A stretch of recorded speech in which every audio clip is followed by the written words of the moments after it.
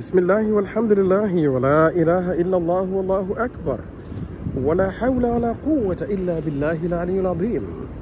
Huu ni uwanja maalum kwa ajili ya kupokea mahujaji wanaotoka katika mataifa mbalimbali duniani.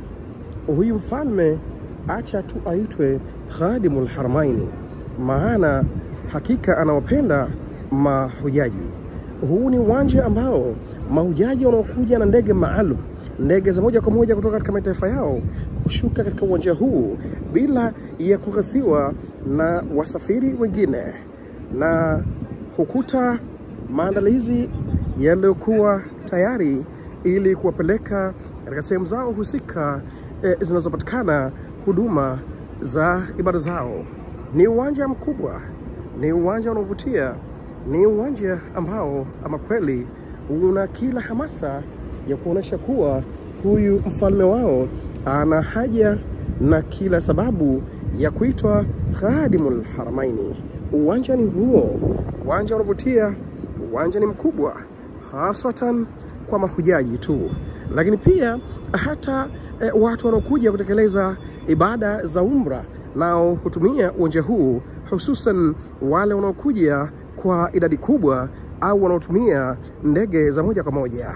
Wakina dada wakiwa katika huduma mbalimbali za kuendesha vigari hivi kwa ajili ya au kama sehemu ya huduma kwa ajili ya mahujaji. Sasa hivi unaona kama hauko busy au uwanja hauko mashughuli kwa sababu idadi kubwa ya mahujaji wamerudi nyumbani.